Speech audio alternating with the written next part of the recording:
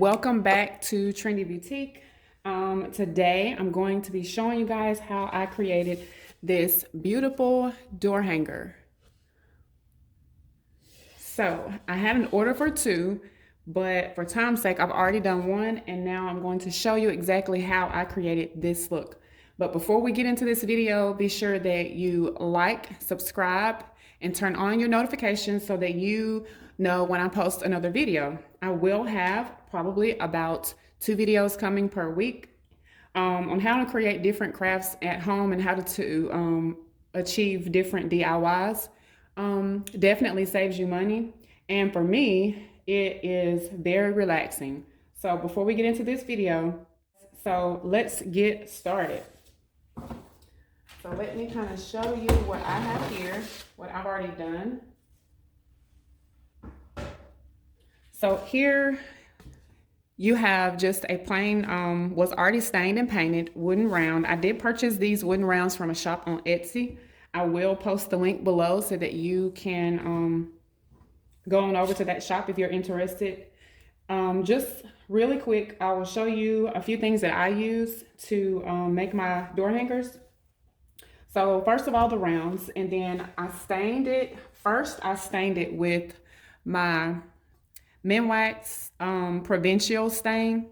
Not sure if you can see it, but it is a Provincial look. And after I stained it, I did allow it to dry for at least 48 hours, but I actually think these probably dry for about 4 or 5 days, just to be sure that everything, the stain penetrated the wood and it dried all the way before I applied my paint, my white paint.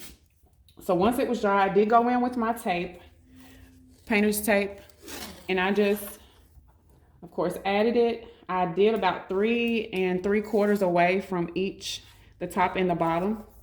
And I added my paint. It's just your white acrylic paint. See if I have it here. This is what I used. It's Craft Smart white acrylic paint. I think I purchased this from maybe Hobby Lobby, but you can pretty much use any acrylic paint to add to your door hanger if that's what your preference is. So after I applied the paint, I allowed it to dry for about maybe 30 minutes. I did kind of blow dry it a little bit just to kind of speed up the process, because acrylic paint doesn't take a lot of time to dry. You'll also need these little embellishments. I did purchase these from Hobby Lobby, and I think they are $7.99 each. And of course, you can always use their coupon that they have on their website to get those at a cheaper price. But I just thought these were really cute, especially for the particular look that I was trying to achieve. Next, of course, you're gonna need a glue gun and some glue sticks. You need scissors, your staple gun, and then I use this to kind of seal my wood before and after I add my my words to my board. Just some rope to put to add to the back of it, so that it can hang. And then I have this wired ribbon. I purchased it from Michael's, and it's just your, basic wired burlap ribbon. They have them in various different colors. And some transfer tape. You're gonna need this to add your decal to your board. And I think that's maybe it. Some paint brushes. You'll need a paintbrush to add the clear gloss, and then a squeegee, of course. So we're gonna get started. The first thing that I am going to do is I'm going to first add my decal. While I don't have anything on my board, I need a flat surface so that I can measure and be sure that my decal is centered. So I'm gonna add my transfer tape. And I just purchased my transfer tape from my local vinyl store. You should be able to do the same. I'm pretty sure, I want to say they maybe even sell it at like Walmart or something. And you can also purchase on Amazon as well. So before I add, I like to Just kind of take a look and be sure that it's centered. And I will use a ruler to be sure of that. So I go from the furthest point of the decal, which is probably about right here. They're about the same. And it looks like that is 1.5. So then I'll measure the bottom. And that's 1.5. So we're perfect. From the side, we have 2 3/4. And then from this side, we have 2. So I'll probably need to go over to the right just a tad. I'm just gonna squeegee this, make sure that I get all of my letters stuck to my paper. Now for your decal, for the decals, I normally use the Oracal, the 651, because it is a permanent vinyl. You really don't want to use the Oracal 631 because it is your removable vinyl. So it's not going to stick as good as your 651 Oracal. And you should be able to purchase that from your local vinyl store as well. I think they also sell little sheets of vinyl at Michael's and Hobby Lobby maybe. I know for sure at Michael's, I'm not sure about Hobby Lobby. So I'm just gonna measure this again and be sure that I am in the right spot before I actually stick it down to my board, because like I said, this is your permanent vinyl, so it's a little bit harder to pull up from your paper or whatever you're adding it to once it's in place.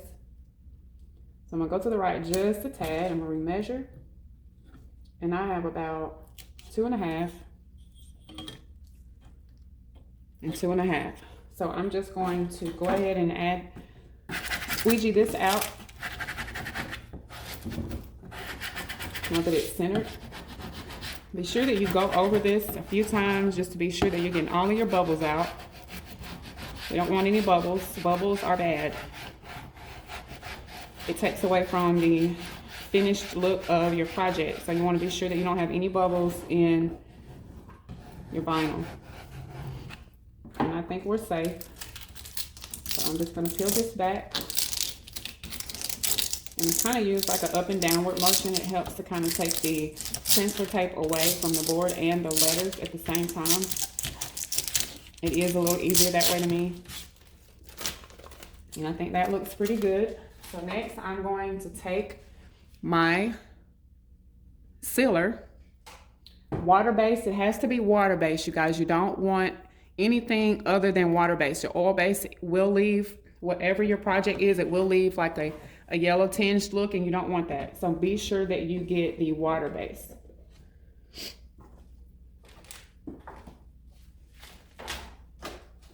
So now I'm just gonna get my little paintbrush. I generally just use these little cheap paintbrushes to add to these when I'm just doing my clear gloss, just because it's cheaper than purchasing those expensive stain brushes. And you can purchase these from Michael's as well. I will leave the link down below. And that one's too big. Let me get a smaller one, you guys.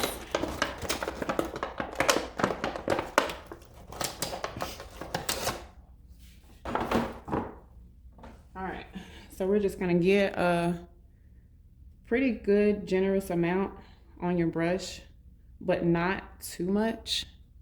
And we're just gonna go over this area, and we're just gonna, it just gives your wood a more finished gloss look. And then it also helps to seal your words or word or lettering or whatever to your board. So you can see how it adds that finished shiny look to it. And this is another reason why you don't want bubbles, because once you start to go over with this, if you have any bubbles on the outer parts of your letters, this will get up under your letters, and then it will cause your letters not to stick. So you definitely want to be sure that you're checking for bubbles before you remove your transfer tape.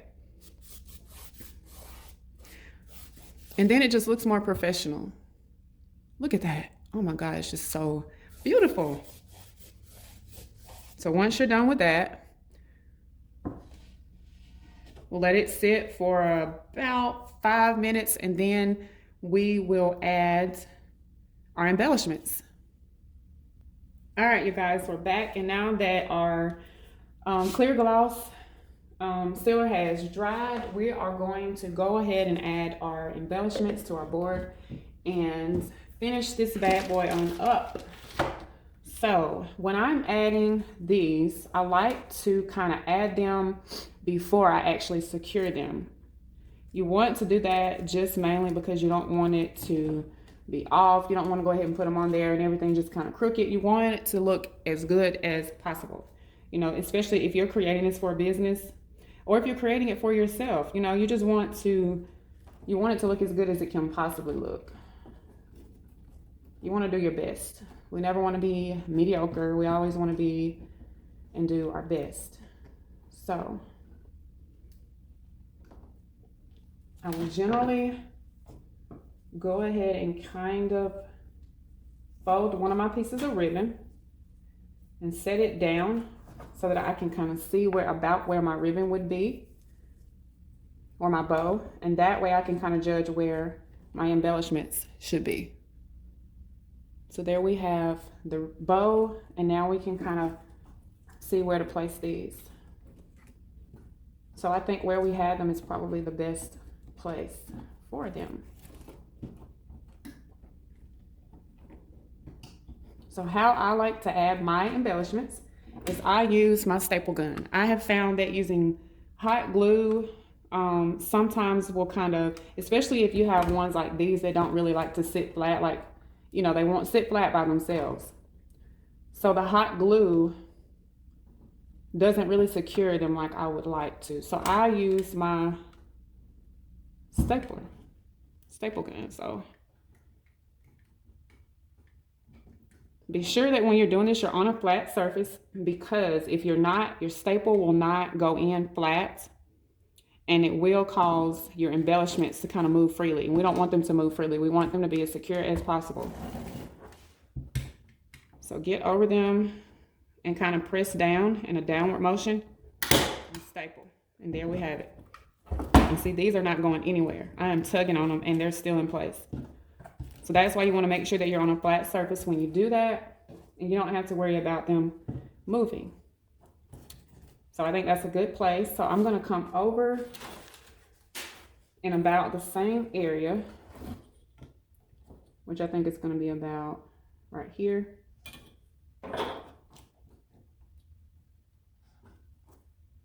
And I'm going to add the other side. And these are being stubborn. You may kind of have to reposition the leaves and get them in a place where they kind of flush against each other and not like fight against each other, if you know what I mean. All right, so now that I have that, back to my flat surface.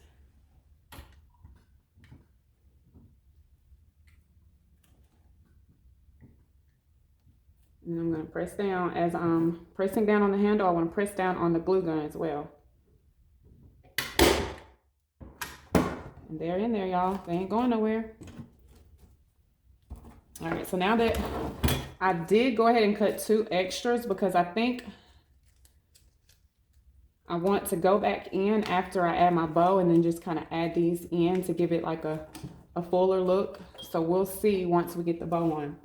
So now on to our bow. What I generally do for my bows is I will layer these, and you'll see why I layer my bows in just a minute. But I have a couple different bows I like to make, but for this particular bow, I'm just going to overlap these flaps, and then I like to secure it with my hot glue.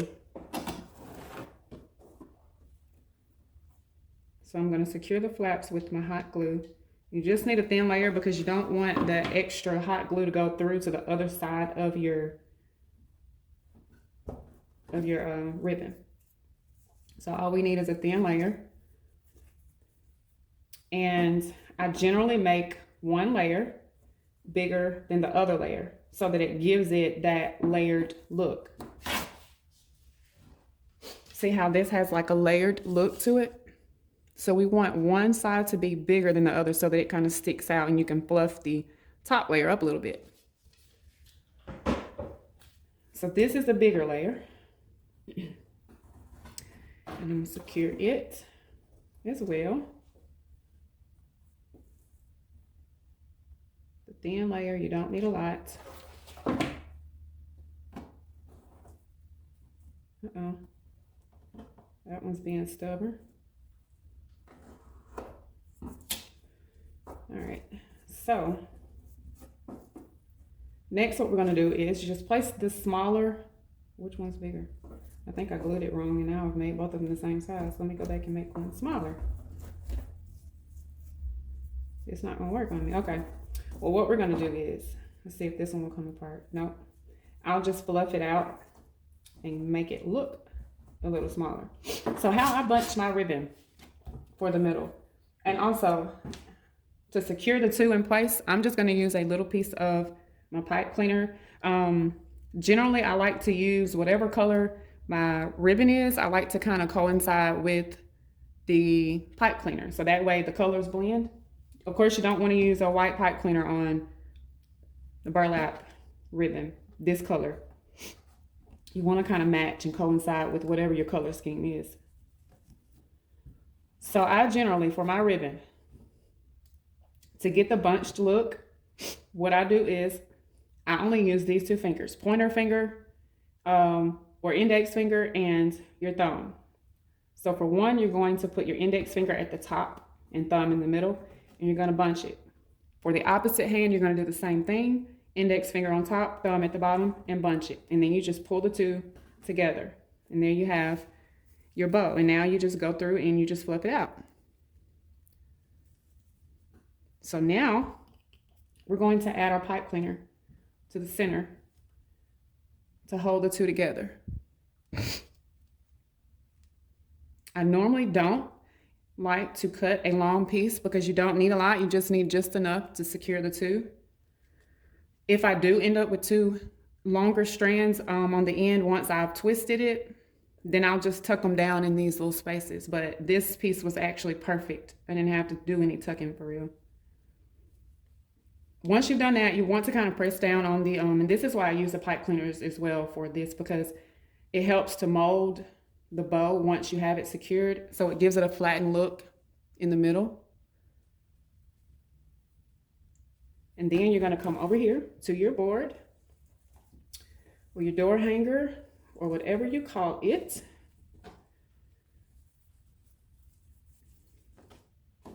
Fluff your bow a little bit. And then you're going to add it to where it belongs. Basically, this part is just preference. You just add it to wherever you think it looks best. I think that's perfect, so I'm going to go with it, you guys. Because it's really not rocket science, you know. You're just going to put it where you see fit for it to go, based on whatever look you're trying to achieve. Once that's done, you're just going to add your hot glue to the back and secure it in place. And there you have your bow. It's done. Now you can fluff it out. And now we're going to go back in and add these little loose pieces, well, these extra pieces that I cut out. I normally like to go in and secure these with hot glue, and it helps. I'll show you why I do this. So let me figure out where I want this to go. Maybe right there. So I'll go in with my hot glue underneath my bow.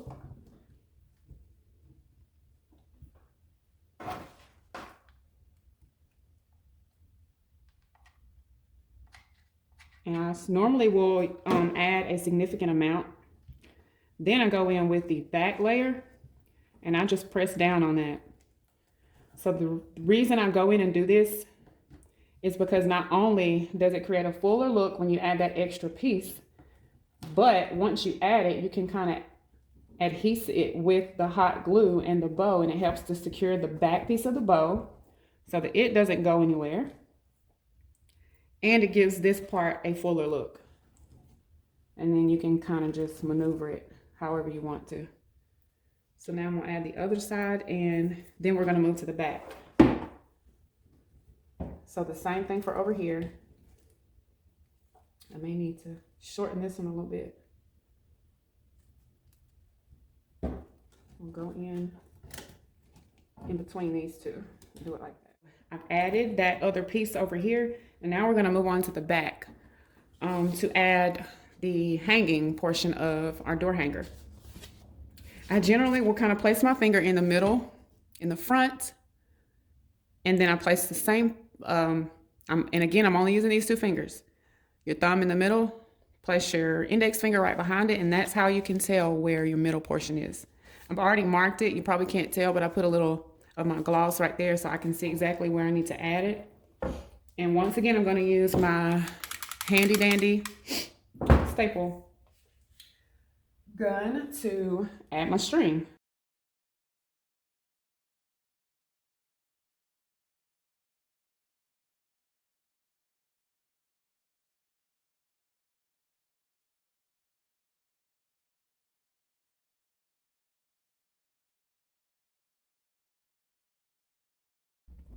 All right, so there we are, our finished door hanger. So if you liked my video, if it's helped you any, be sure that you don't forget to hit that like button, subscribe to my channel, and turn on your notifications so that you can be notified each time that I post. Until next time, happy crafting, everyone.